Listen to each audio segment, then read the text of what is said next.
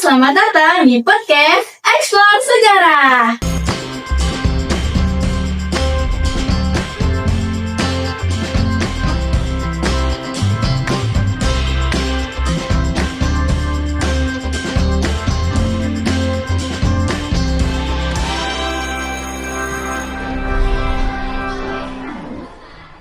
Jadi hari ini saya sebagai host bernama Neisa Nanda Miftianti yang akan membahas tentang kondisi ekonomi pada masa demokrasi terpimpin. Nah, hari ini kita akan kedatangan tamu-tamu spesial nih dari Sekolah SMA Negeri 3 Tamu Selatan. Boleh dipersilakan masuk?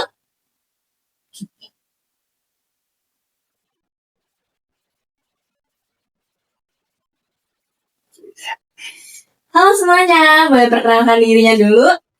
Halo, perkenalkan nama aku Aizola Vitasari Gultam. Halo, perkenalkan nama aku Nawala Tala Satria Gandhi. Perkenalkan, nama saya Muhammad Alif Bal Pramudia. Jadi teman-teman, hari ini kita akan membahas tentang kondisi ekonomi pada demokrasi terpimpin. Nah, sebelumnya saya tuh akan menjelaskan apa itu masa demokrasi terpimpin. Nah, demokrasi adalah sistem politik yang berlaku di Indonesia pada tahun 1949 sampai 1966. Nah, jadi sebelumnya, masa demokrasi terpimpin adalah sistem politik yang berlaku di Indonesia pada tahun 1959 hingga 1966 di bawah kepemimpinan Presiden Soekarno.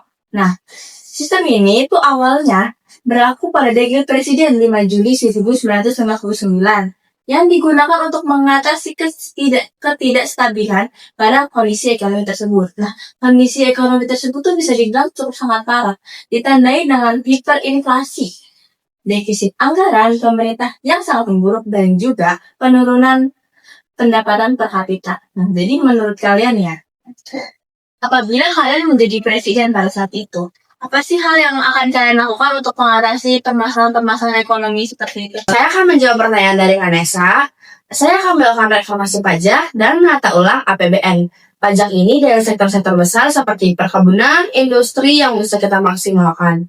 Namun, menurut saya dana negara yang telah kita dapat ini jangan dihambur-hamburkan untuk festival atau mungkin proyek seperti Mercusuar. Nah, itu aja sih pendapat dari saya untuk pertanyaan dari Vanessa. Mungkin teman-teman kita lainnya ada yang menambahkan. Nah, saya sependapat dengan Kak Angel. Mungkin saya akan menambahkan sedikit. Saya mungkin akan lebih fokus kepada rakyat-rakyat kecil terlebih dahulu. Di situ saya akan membuat program untuk membuka lapangan kerja. Wah, ini contoh-contoh calon presiden atau presiden yang kita idamkan. Terima kasih. Kita sebagai rakyat kecil kayak merasa terbantu sekali dengan program-program itu.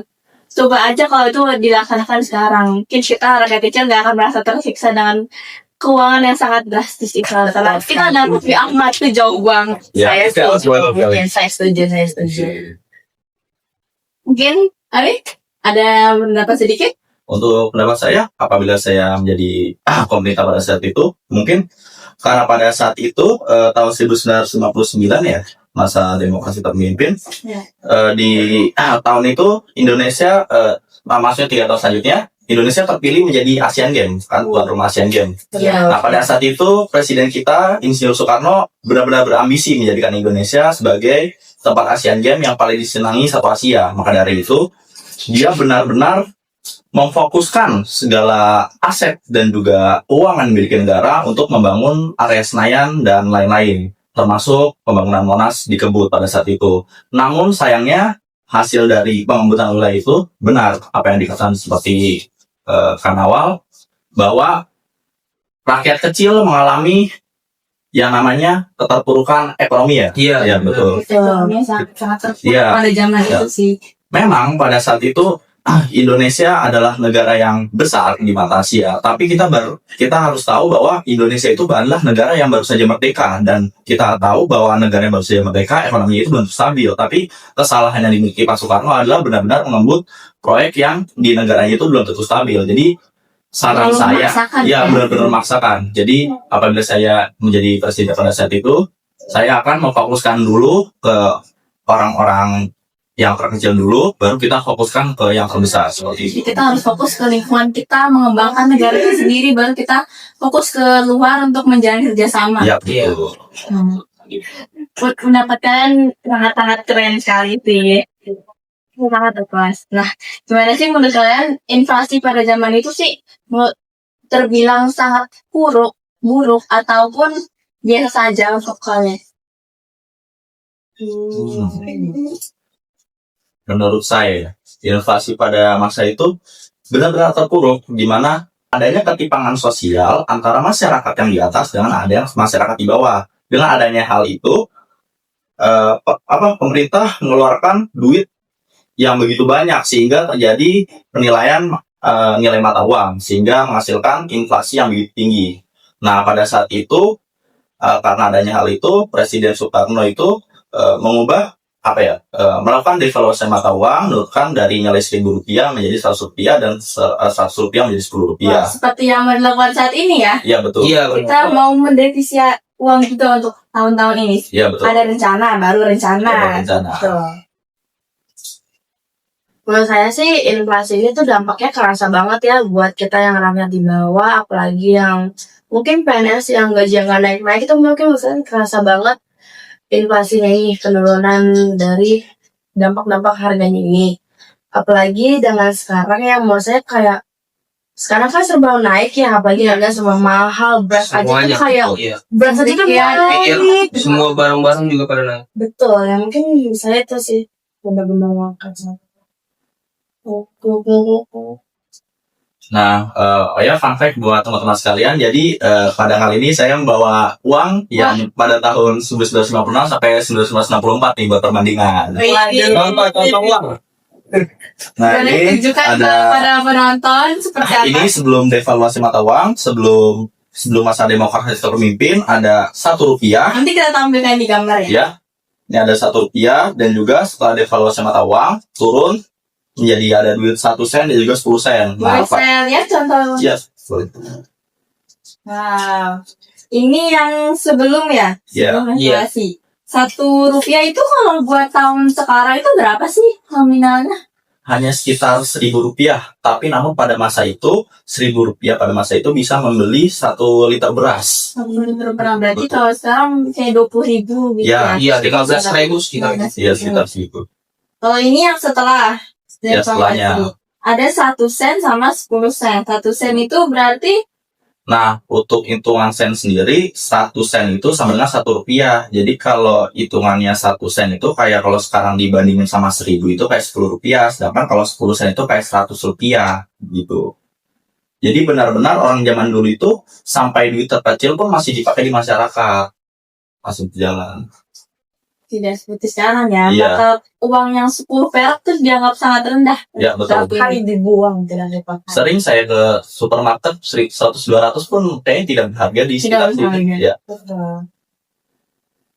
ini sangat unik ya teman-teman diberi contoh uangnya. Mungkin teman kita ini adalah penjelajah waktu bisa nemukan Ya. uang kertas seperti ini. Saya investasi saja.